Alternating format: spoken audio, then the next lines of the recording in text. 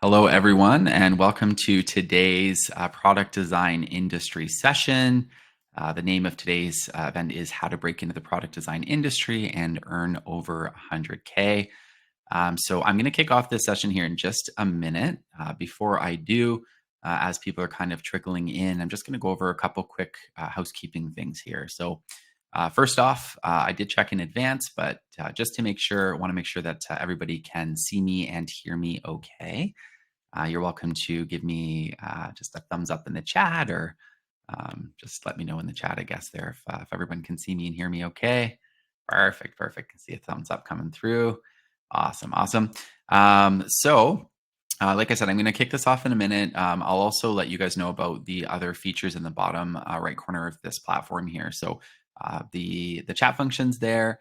There's also a questions tab. So if anybody has any questions there for me or for the speaker throughout the presentation, please go ahead and put them into the questions tab. We are not going to be answering them in real time throughout the presentation. What's going to happen is we're going to take all the questions in there, and then at the end of the session, we're going to do a little bit of a live audience Q&A. So we're purposefully ignoring them, but only temporarily if you put them in. But I do encourage you to use the questions tab as opposed to the chat tab for the questions part. There's also a poll. I dropped a poll in there. Feel free to fill out that information throughout the presentation. Probably after you learn a little bit more about who we are and what the session's about there. And then obviously the people, you guys can see who is in here, and that's it. I think you can. There's no live emojis there for some reason. That changed on here. So that's all. That's the full platform, and this whole session is also going to be recorded. So for anybody who's looking to take down notes or information, you're absolutely welcome to, or you can just kind of sit back and relax and enjoy the session, and you'll get the full recording afterwards there. So without further ado, I will go ahead and get this queued up and get it ready to go. Okay, so like I said, today's session is how to break in the product design industry and earn over 100K. I'm going to start here by introducing myself. So my name is Tyler. I've worked for CircuitStream for almost 4 years now. I think my anniversary is coming up here sooner. Just about 3 years. I'm sorry, not 4. I'm aging myself here. 3 years with the company. And previous to that, I worked in travel and tourism. I did that for over 10 years. And I was kind of joke and say that was like my pre-COVID life. I moved more into tech education post-COVID there. So we will have an amazing guest speaker joining us here today. I'm not inviting her up quite yet, but her name is Mariana Oka, and she is a senior product designer from Montreal. But before I get her up on the stage, I'm just going to share some information about who we are at CircuitStream, and I'm going to share a little bit of industry information for you guys as well. So CircuitStream began in 2015 through a network of developers, designers, and creators. And we're now a leading provider of technology learning in different areas like game development and design, product design, augmented and virtual reality, product management, software development, so on and so forth. We partner with industry-leading companies, and we work with companies. These are some of the companies on screen here that we work with. Some of those are our partners too. And since our start in 2015, we've educated over 50,000 learners globally, and we are constantly updating our curriculum to stay ahead of the curve. So it's a little bit of an intro of who we are. Our main goal is to bridge academics with industry, to shape real-world experiences, and to teach the skills of the future through innovative learning experiences. So you may be wondering, how would we achieve this? We do this through project-based learning. So when we design our curriculums, we begin with employer data and research based on that.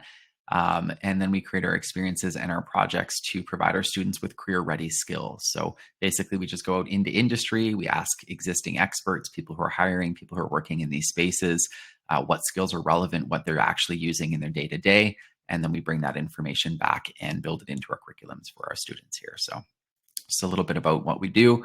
By taking this approach, it actually allows us to partner with the top universities in the country to provide technology education for both teenagers and adult learners.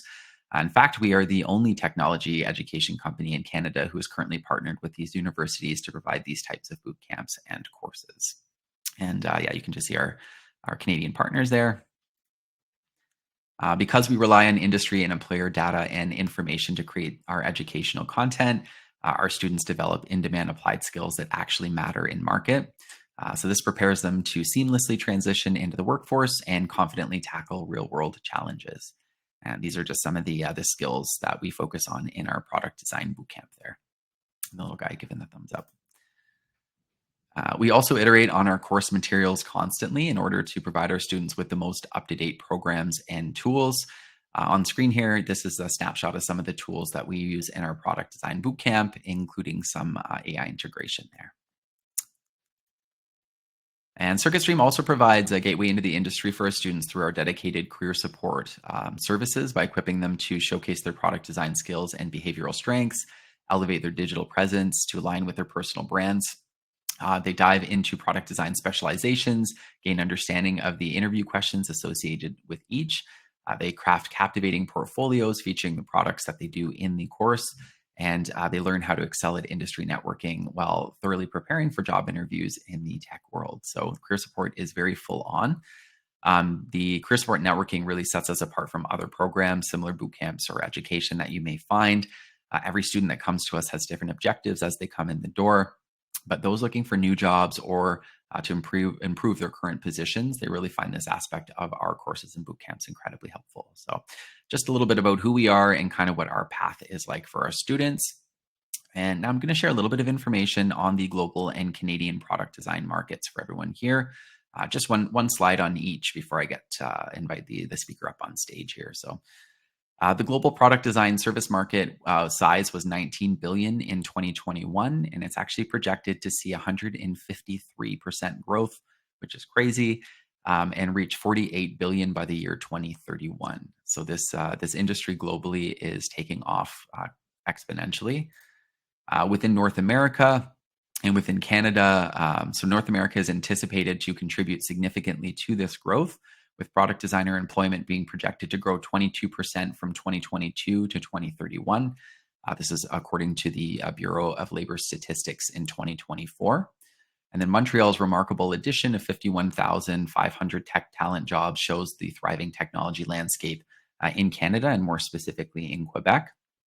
There are about 18,000 job openings in the product design space in Canada each year, and this number is projected to increase by 13% over the next decade, which is also amazing. So with those stats, and I should mention too, in case anybody came in a little bit late there, all this is going to be recorded, so you don't have to worry about writing those down. If I cleared the screen too quickly there, I do apologize, but you will get a full recording of the event session afterwards. So don't worry about writing it down, but you're certainly welcome to.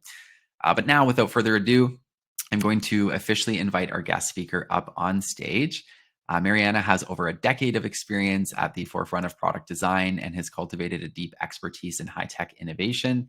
She's currently the co-founder of Ideosphere and is fueled by her passion for connecting the dots between science and cutting-edge technology. So welcome officially to the stage, Mariana.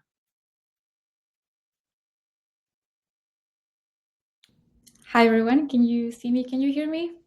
We can. That's perfect. Welcome, welcome. I will start sharing and then I will quickly introduce myself. Let me know if you do see my screen. I'm going to hop off here, folks, and let Mariana take over. So thank you, Mariana. I'll see you in a few minutes. Let me know when you're done. I'll pop back. Absolutely. All right. So hi again, everyone. Thank you for being here today. My name is Mariana Oka, as you've heard, and I'm a senior product designer with over 10 years of experience in fast-paced tech startups. I had the pleasure of leading projects at companies like Pinata and Unity Technologies, and I'm really excited to share some insights and tips that can help you navigate and thrive in your early product design career. So why don't we get started? A bit of context about myself. I've been kind of honing my skills on emergent tech, specifically in the last couple of years. I've been a part of teams with as few as 2 employees and as big as 5,000. I've done at least 100 interviews throughout my career, experienced both remote roles and on-site, and I live in Montreal. I'm obsessed with the city. If you ever need advice of where to go, what to do, I'm your girl. Just reach out. Now, the why of what inspired me to become a product designer.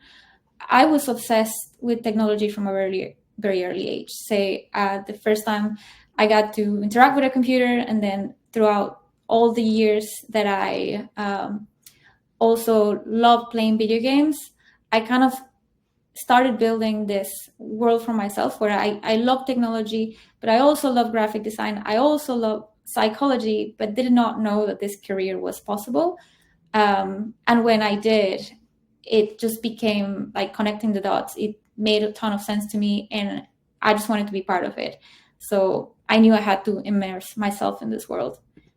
Now, after 10 years, if you're asking why I'm still doing this or what are the perks of this role, for me have been three main things. So being able to solve problems through technology is a huge one.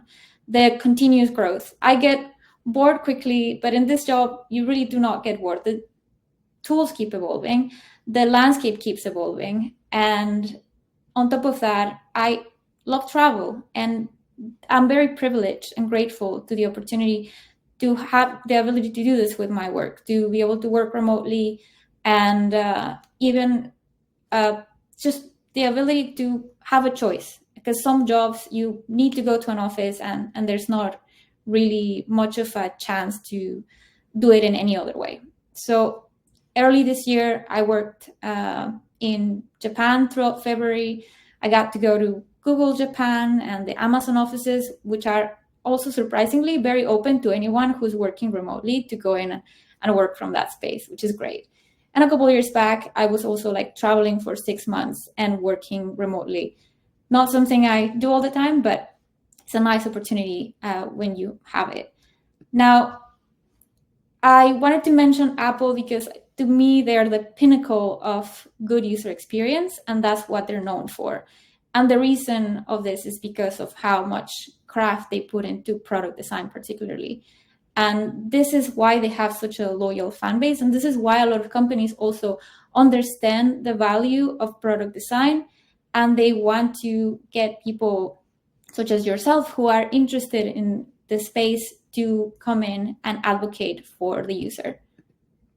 Now, a day in the life of a product designer, I hope you can see the little text clearly, but it can look like any of these tasks. And this is a bit of a chaotic view of a double diamond design process, but it is essentially a 3-step of understanding the problem, the user, the pain points, problem conceptualization, and the solution deliverables. So while a lot of misconception goes around in the space, kind of perhaps getting confused with UI only, truly the user experience involves so many aspects to research and to understand many aspects of the product that will build a strategy to be able to create a successful service, or just to be able to create a good project. Now, the importance of this will come in a bit when we discuss the anxieties around AI, but I want to bring up a little bit about the role evolution in product design. So for early career folks, you would be learning the core practice of UX design, doing wireframes, prototypes, surveys, user testing. You know the basic workflow, assist with design operations of the team, getting direction from managers or seniors. You would own designs for clearly defined lower complexity projects, require a bit more onboarding, of course, and get and utilize design feedback, as well as having a limited scope of stakeholders to handle. However, and this is a big caveat, is that a lot of companies are also rather small. If you join an early stage startup, you're going to find that you might be the only product designer in the team or UX UI designer.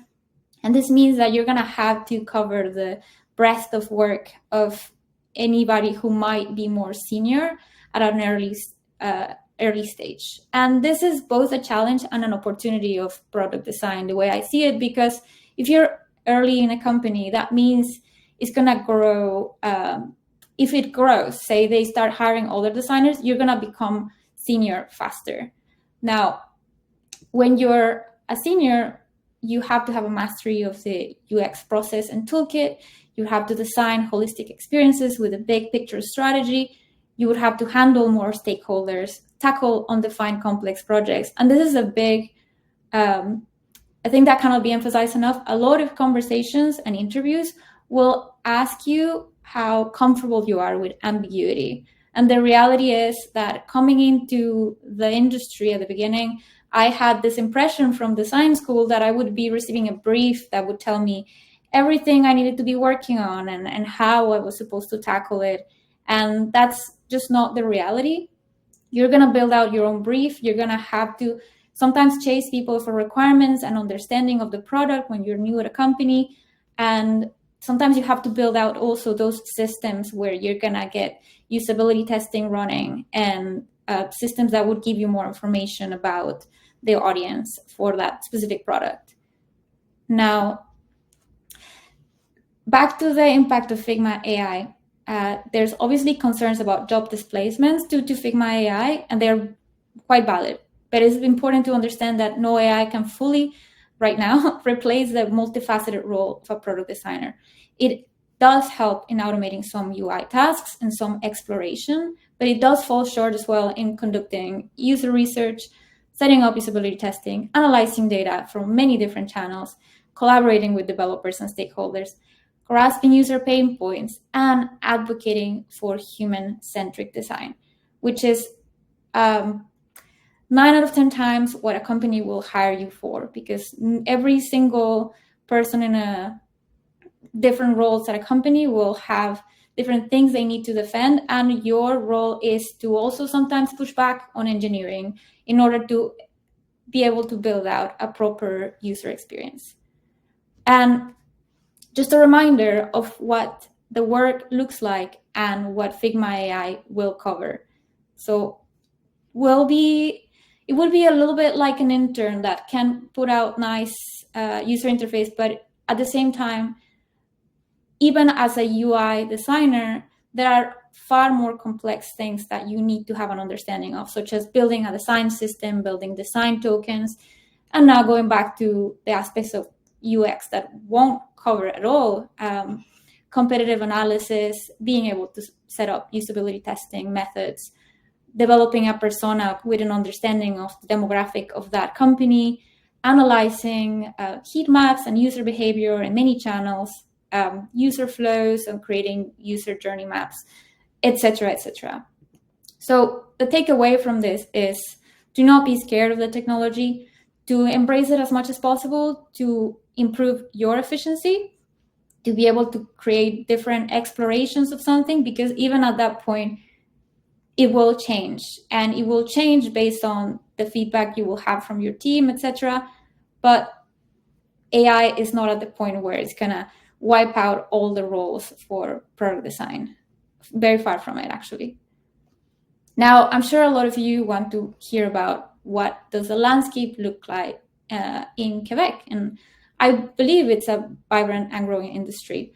So why is that? We have a ton of amazing gaming companies and technology companies set up in Quebec. This is a map of Montreal. It's not extremely accurate to where things are placed, but it just gives an overall idea. And of course, there are far more companies, but these are some that I could easily find. Now, the industries that will require a product designer are gaming, technology, healthcare, finance, creative agencies, and surely I missed a couple of them. But there's also the opportunity to do remote work. So this opens up the world to you in a way. So the new era of remote collaboration has allowed designers to work with top companies in the US and other provinces, expanding the reach and the impact of Quebec-based professionals. I have been working, I was working at a company for, that was based in the US very recently, and about the last 3 roles I had were based completely remote with, what's it called? Distributed teams. Now, if you want to do your own research, feel free to check out any of these websites to learn more about where the salaries are these days, where you can find jobs, what does the job requirement look like? And I also included 2 of them that are focused specifically on early stage design jobs, so you can get yourself more of an idea of the landscape. Now, if you have as a priority to make more money, to be able to make 100K, etc., then the focus would be on technology. Based on my experience, which of course might be different to someone else's, the industries that will pay you the highest wages would be technology, finance and banking, healthcare, gaming, e-commerce. I must add, though, that there is an opportunity for you to be aiming for the higher salaries once you've gotten the first role out of the way. Like, it's important for you to get some experience, some real experience with a team, etc., and then you can aim for a technology-specific role. Since I know the market is changing a lot right now, if you're getting an offer at a creative agency, for example, it has also its benefits, even if it's getting a lower pay, over the fact that you're going to be able to create many different types of projects that you can add to your portfolio and increase your visibility as a designer. Now, soft and hard skills. I think I was a little bit shocked throughout my career to realize that the proficiency in design tools is not the main thing. It's not like being working on VFX, for instance, where the better you are with the tools, well, the better chances you're going to get at landing an amazing job. In this career, communication skills and problem solving, understanding of design principles, and collaboration are key aspects of the job. So on the technical side, you should master user research, wireframing, prototyping, etc. But the soft skills will help you really put yourself out there and stand out. Now, I also must add that there's an incredible book that would 100% recommend that I'll bring up in a couple slides that covers a little bit more about communication and design. Now, for key tools, I think we've come a long way from the years where I was designing in Photoshop and then using Sketch, then Adobe XD, now using Figma. It's the state-of-the-art tool that we have, and you could potentially cover the whole spectrum of design work using pen and paper and Figma. However, I do want to make a point for very good low-code tools for the point in which you want to build out your portfolio. I've seen professionals these days, going back to the point of how important your process is, that will build out an entire portfolio, UX portfolio, on Notion. And the way they'll do this is explain their process and adding their screens. And it has been popular with people working at fan companies to emphasize less so cool animations on your portfolio, rather like getting the idea out there of your design thinking and your methodology. Now, I've seen some also in Canva, a little bit less used, I believe. Framer is very good as another low-code tool, and Webflow a little bit on the complex side, but also good to have in mind. Now, I am a firm believer that we're in like one of the most exciting decades of design, because we are building towards a world in which design goes beyond our screens and into our environment. And the way this is going to impact society and the way this is going to impact the design rules and the footprints of everything we know about design makes it a really pivotal moment for us to get involved and kind of be early on that space. It's of course not mainstream yet. Very niche communities are adopting this, but it's coming to the point where we're seeing more products and more easily accessible services that will completely embrace this technology. And my philosophy is that it's good to be early on all of these. You could also build out a niche for yourself as a designer that focuses on this type of tech. Now, some early career tips I really wish I knew earlier on. I think they would have saved me many hours of frustration and confusion. One of them is document a lot and focus on process. There's been instances where I've been told that they didn't know whether they should add their process and their thinking on their portfolio. And straight up, I can tell you that the biggest hurdles I've had has been on interviews where my portfolio used to be like, oh, look at this old bad design, and ta-da, my beautiful new design. And this is not what any reputable company wants to see. They really want to understand your problem-solving skills, your data-driven decisions, your iterative improvements, that you didn't go with the first idea and that you had an actual a basis to what you did throughout that design. So when presenting your work, be able to tell the story of your design journey from problem to solution, and this will set you apart as thoughtful, analytical, and a collaborative designer. Now, building in public is not something that was mentioned in any of my years of school either, and it has been through my personal experience of sharing things, of talking about my design or talking about anything I'm interested in the space of design, that I opened some doors for myself.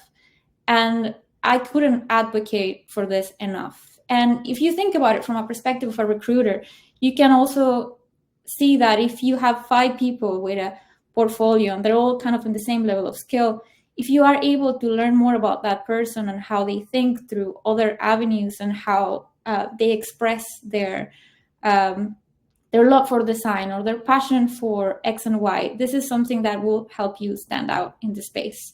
And it's very easy these days to be able to share on LinkedIn and on Substack. And you never know, it could be that your friend commented and this was shared on their feed because they commented, and therefore someone saw it and contacts you with an opportunity. It has happened to me a couple of times, and it's always very rewarding to see that you can build connections through the stuff that you care about and that you're sharing.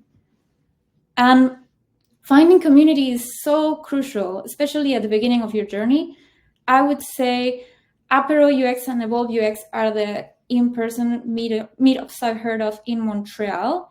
But if you're a bit shy or you're not situated in the city, you can also use Discord-based communities such as Design Buddies, UIverse, and UXL. I don't know how to properly pronounce that, but very helpful to be able to learn more about the profession, talk to other people, and just gain idea of other resources. And hackathons. I am so upset I did not know how amazing of an opportunity this is earlier on. I started going to hackathons as of last year, and I was really surprised. We all have this idea that it is a 99% developer-focused space. And while that might be true, that also brings an opportunity for you, especially if you're early, because no one asks you for years of experience before joining a hackathon. If you are building and interested in UX, UI, you can come in and provide something really valuable to a team where they can actually create a more polished project by the end of it that can help you get a chance to quickly build something real, collaborate with developers, gain a portfolio piece, potentially win prizes, and making crucial industry connections. Hackathons will tend to have a ton of industry people involved. And reach out. This is another tool that I also didn't know about when I was starting out. ADP List. You can connect for 15-minute calls with professionals from around the world that have years of experience and are willing to give you advice for professional growth. And another potential avenue for you could be to simply reach out to people on Twitter or LinkedIn. And this is a nice little template because sometimes these things can go ignored if they're not thoughtful enough, but this is a proven and tested way to do it. And this is kind of what it would look like with that information filled out, customized to your needs or to who you are. Now, these are the recommendations. This is the book that I said I think is highly underrated. I never see it on lists talking about great books on UX, but it is just as important for you to communicate and articulate your ideas to stakeholders as it is for you to do a good design. I think I fell into the trap of thinking that if I did a good design, I could just present it and everything will be okay. But you really have to explain your process, use design artifacts, and elaborate on why your decisions were made the way they were. Now, Laws of UX covers behavioral psychology. Is a fantastic book as well. These are highly recommended for anyone early in their career. And the user experience team of one can also brings back to being that one individual doing everything for a small startup, and some techniques to be able to do some lean UX research and more.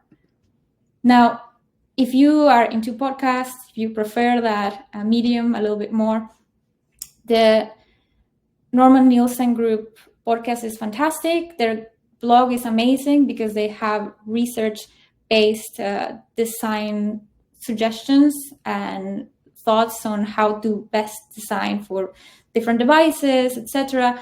They're kind of like my go-to source if I'm doing a project where I don't have a ton of time to do research, but they have done so, and I can refer back to some of the stuff they worked on. Design Better podcast, High Resolution and Future of UX are also really good. And to kind of summarize a bit of what I've been talking about, do learn and master core design tools like Figma, as well as the design principles and communication skills. Participate in hackathons and design challenges to hone your skills and promote your work, as well as collaborate. Courses, bootcamps, and groups that provide accountability are so valuable, and they would help you move faster into the role you want to be in. Also, do not underestimate your design process. It's crucial to showcase your approach, problem-solving skills. Don't underestimate the power of sharing your work and thoughts online to attract opportunities. And don't miss out on the ability to network and ask questions to professionals in the industry. And one of the quotes I always refer back to when I hear all of these anxieties about AI, we're called to be architects of the future, not its victims. It's important to keep in mind that we are able to leverage these tools to our favor rather than have them be something that we think is just going to destroy the industry and our opportunities to get jobs along the way. Now, feel free to connect with me. I know there's a bit more of a presentation coming up, but if you're too shy to ask questions here, feel free to connect over LinkedIn or Twitter anytime. I'd be happy to answer any questions there as well. And I'll bring it back to Tyler. Perfect. Thank you. You can hear me okay, hey? Yeah, okay, awesome. Just making sure. Mariana, that was amazing. That was such a great presentation. All of that information was so invaluable. So awesome. So I'm going to keep Mariana up on the stage. Oh, you can hop off. It's okay. I'll get her back up here in just a minute. We're going to do some audience Q&A. So if anybody has any questions for me about the company Circuit Stream, about our courses, I'll share a little bit of information here for you guys too, so you kind of know what our product design course option looks like and some contact details. And then, yeah, if you have any questions for us, or for more importantly, even for Mariana about her presentation or about the industry, about opportunities, go ahead and start putting those into the questions tab now.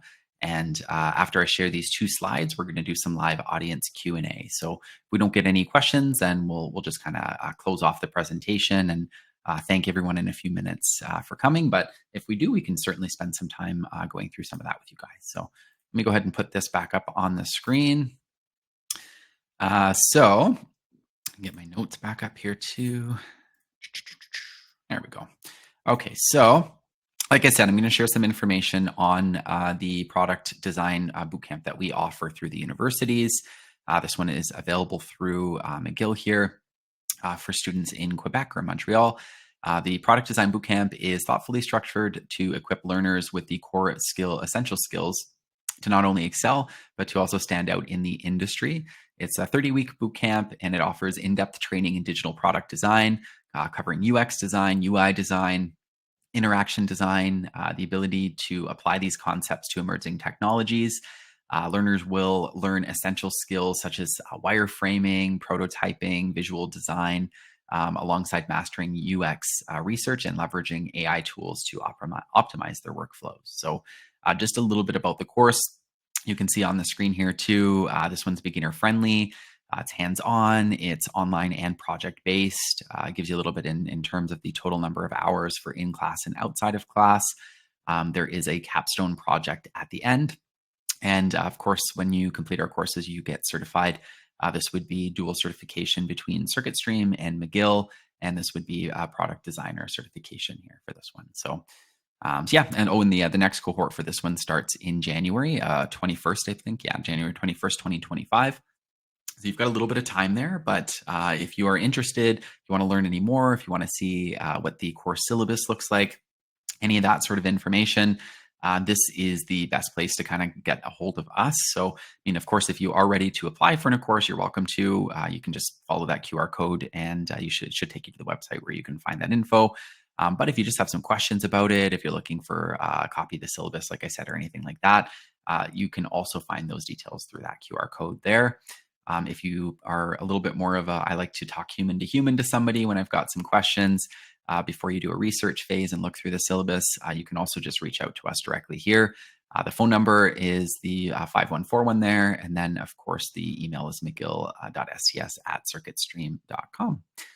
So that's it. That was just some quick information in case anybody wanted to know how to get a hold of us, or if you're curious about our product design path option that we have through CircuitStream and McGill. I'm going to go ahead and close this part here, and we'll just open this up for some Q&A. So let me first check the chat. Very informative and motivating. Thank you. Of course, Karen. It's probably directed more to you, Mariana, but Both of us. Thank you, well, Karen. but yeah, yours was amazing. Okay, so let's start with the first one. I am interested in biomed product design. Are there any courses specific to the medical field? So I mean, for us, like in terms of education, our course doesn't focus on any specific fields. It more focuses on kind of the skill sets, and then usually this is kind of the case. You would learn the skill sets and then apply them, or kind of dive down more niche rabbit holes afterwards and kind of learn what you need to know. But if you don't have a background in product design, I'd say starting at a base, taking a school course or boot camp similar to what we have would probably be a great start for you. If you do already have a background in it and you're looking at moving more specifically in that area, I don't know of any specific things for that. I don't know if you do, Mariana, but I'm hoping what I said makes sense too. Like just start with the base skills and then kind of find your niche. Go ahead. Sorry. I have to mention, yeah, I think it's very powerful to have a niche, and you could 100% take the skills of whatever course you join in and then use them to build out projects that are catering to that specific industry. So that you have a great idea there, and I do hope you go into the space and you just become the product design for biomed, because I know there's a lot of interest in that space, and it needs to be improved in many ways, UX wise. Oh, I'm sure lots of industries do. Honestly, that's I love designers for that. They come in and make everything so nice and pretty and organized and user friendly. And yeah, I'm sure there's tons of opportunity in biomed product design for sure. So let me pull up the next one. What is the success rate of the CircuitStream bootcamp? So we offer different bootcamps. I'm assuming you're referring specifically to the product design bootcamp. This bootcamp for us is actually a newer course that we're offering. So we don't have a whole lot of historical data on this one, but we do offer similar courses in game development, game design, product management, software development, and we do have quite a few success stories from those. I think the last, please don't quote me on this, guys. I'm going to say this, this is a recorded session. I'd have to let the admissions team give you the specific numbers. But I think our most recent game development and game design bootcamp cohorts had like a 93% placement rate or something from the course. So, and again, those are for students who are looking for placement. We do have a lot of students that come through who are working for current companies, and they're not looking for job opportunities per se. They might just be looking to advance their current skill sets. But for those who are coming in looking for opportunities, I think it was like 93% in our last gaming development and design cohort. So, so hopefully that helps. I'm sorry I don't have more details on this specific bootcamp yet, but the admissions team can give you way more accurate, stats and information on that. So if you just reach out with the contact details there, they'll be able to give you a better answer than what I'm giving you right now too. Are there any internship opportunities after finishing the course with your local partners? If so, what is the process like? Absolutely. We don't have guaranteed internship opportunities, but what we do have is a whole host of employee partners with our company and with the university. So just to give you kind of an idea, at the end of all of our bootcamp courses, we run something like, it's called a pitch day session, where all of the students get to present their capstone projects and their portfolios, kind of present what skills that they personally feel they're the strongest at and what they're interested in doing, to a whole bunch of partners.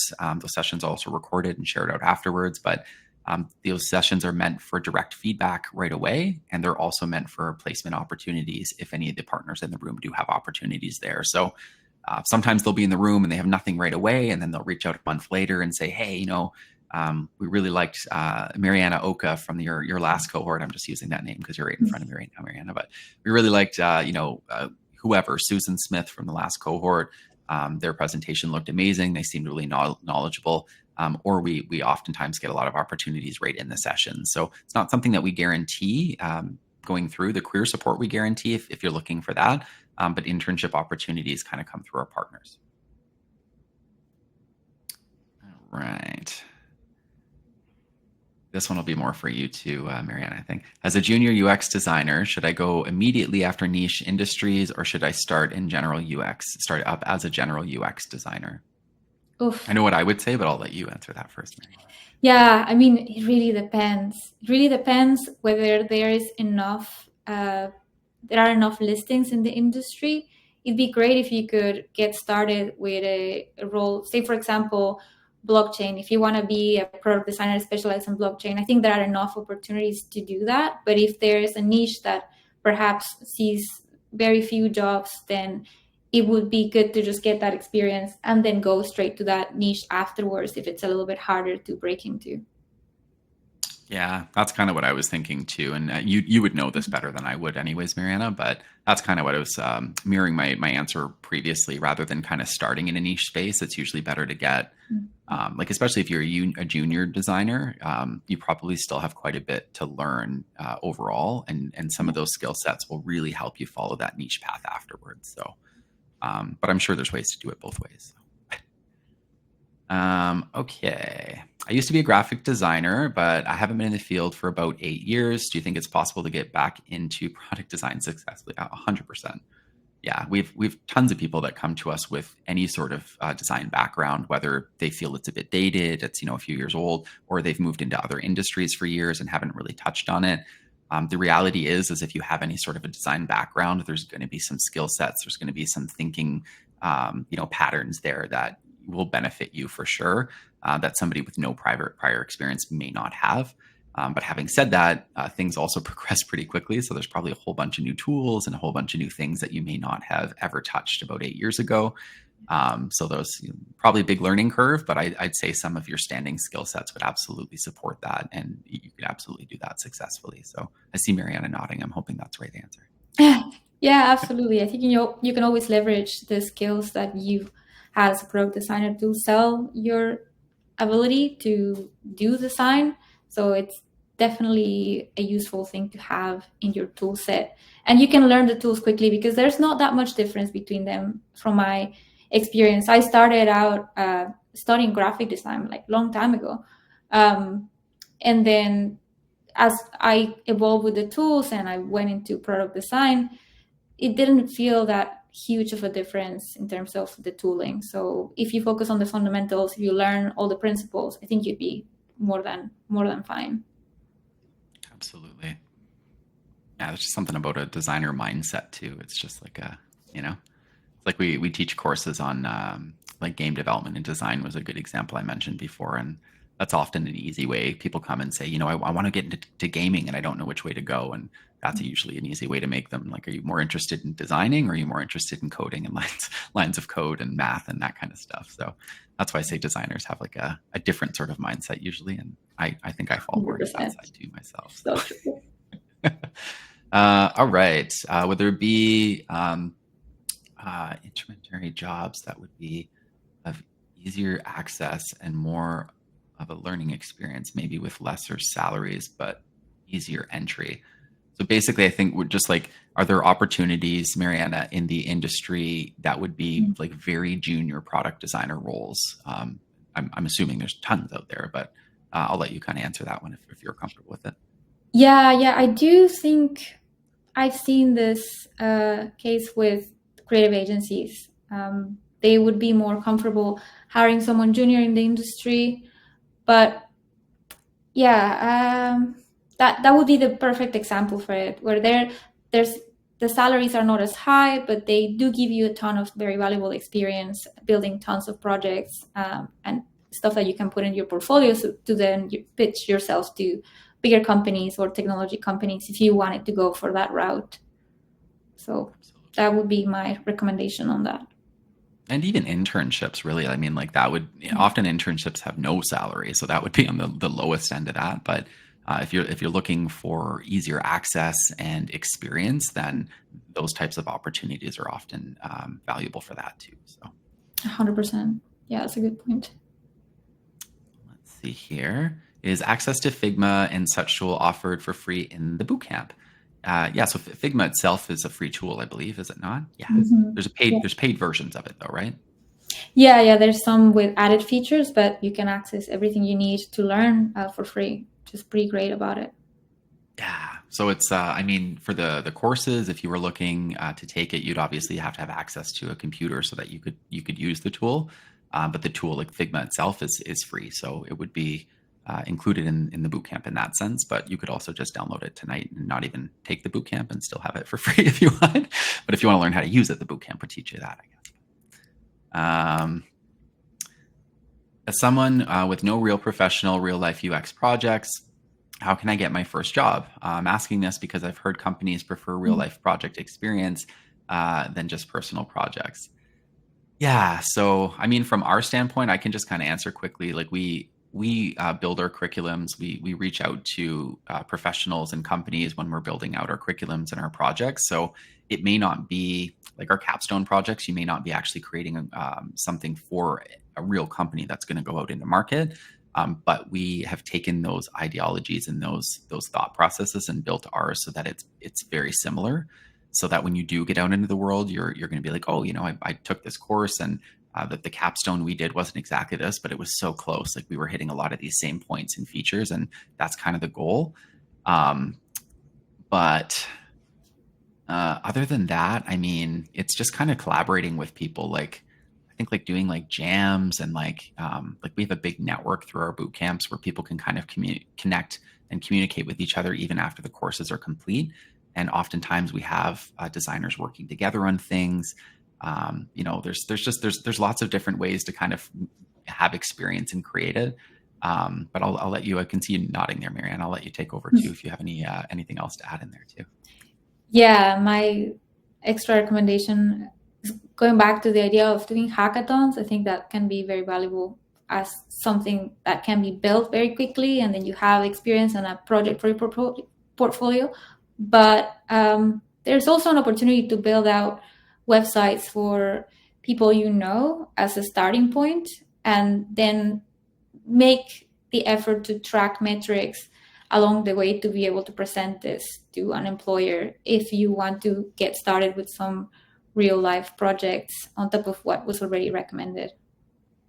Yeah, absolutely. Yeah, and that's a good point too. Like a lot of people in our courses or after they complete eventually go on and end up starting their own companies, and they would be perfect examples of people who are going to give you a little bit more of an opportunity to develop something. And then when you bring that to an employer, that's, it's a viable company that you worked with, even though it might have been like a colleague in the boot camp that you had a few months prior or something. So the projects you can do there, hackathons, just networking with people, just trying to find any sort of internship opportunities, all of that. And usually what I hear from our employee partners too is just demonstrating that you actually know the skills. Because oftentimes they will get portfolios from people, but to them, like, the projects they see are impressive, but it's more impressive if they can sit with the person and the person can explain thoughtfully how they did that, and they have a really good understanding of how they did that. That's, employers love that. So I think that that's kind of one of the skills you can kind of focus on while talking about your work too. Big agree. Do I need to have an artistic skill or background to become a UX UI designer? I'm going to let you answer that one, Mariana. The answer is not at all. If anything, they want you to be far more data-driven, research-based, and to, not do things because this looks nice. To have the capacity to articulate the stuff and to do a lot of work in strategy and understanding a product is really what matters. No UX UI designer I know was necessarily artistic. Some of us really can't even draw to save our own lives. It's more about how you think and how you can create a end-to-end product that will satisfy the needs of a user and kind of address their pain points. So that's my take on it. I don't know, Tyler, if you have anything else to add to this. Yeah, I would agree. I mean, I've even talked to people who are going into like graphic design and other careers where you would assume that they would need to have some sort of artistic background, and they don't, and they still succeed really well because it kind of taps into a different part of their brain.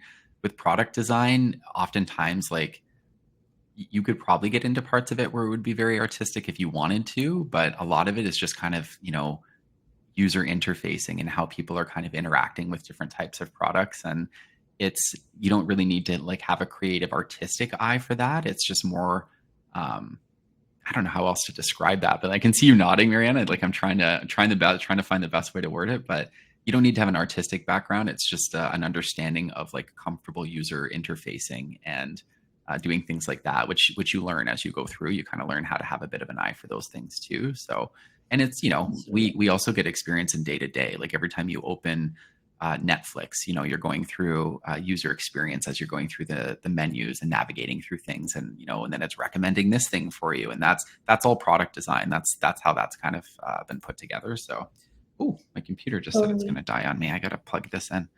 So we have one more question here, two more questions, three more questions. Let me just plug my laptop in. I'm sorry, guys. So yeah, I just say it's closer to behavioral psychology than it is close to visual arts in many ways. So yeah, that's a way better way of putting it than what I was just trying to say. So thank you. What's good.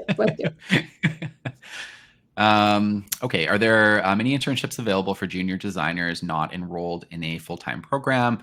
I've seen this as a common requirement on job listings. Junior listers who are not enrolled in a full-time program. Yeah, I mean, so I think to be considered for an internship, you definitely would have to have some sort of experience first to kind of demonstrate that you'd qualify for it. But you don't need to be enrolled in a full-time program to qualify for that. I mean, like our boot camp is a path that somebody could take to become a product designer, and it's not considered a full-time course. It is quite intensive, but there's a lot of people who would still be taking their jobs and doing their regular life throughout while they're doing like a boot camp with us at the same time. And then once they complete it, they would just apply, or throughout it, they would apply for things like internships.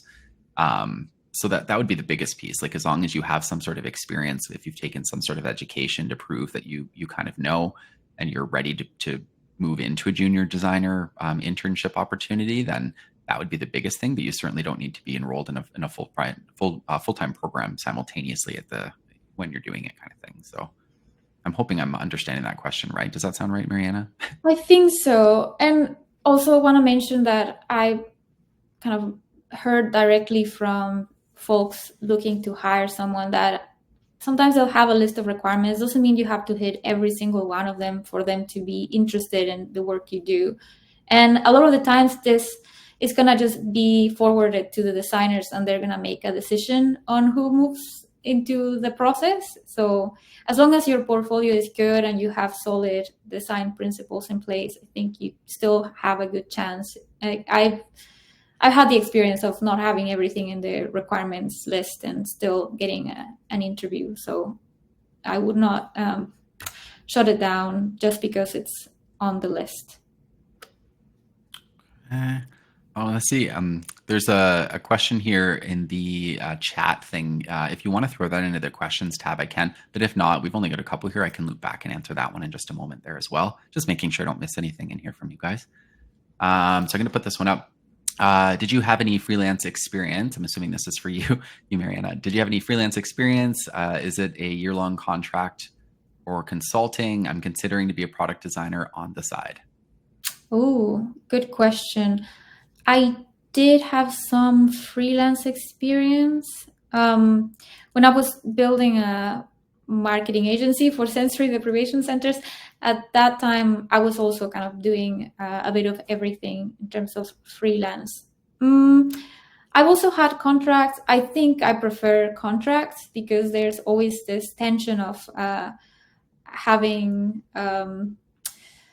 a non-contractual or not as contractual agreement with someone who could just take a long time to pay, and things like that are the most common concerns I've heard from my freelance friends that are still doing it, and the experience that I had during that time. But it's definitely doable. You would have to market yourself a lot more on social media or on generally LinkedIn, but I find it to be a lot more hustle than getting a role. But it's a good start, actually, if you're trying to just get your foot in the door and do some real life projects. I think freelance can offer that opportunity instead of just having to wait for landing the perfect role at the beginning.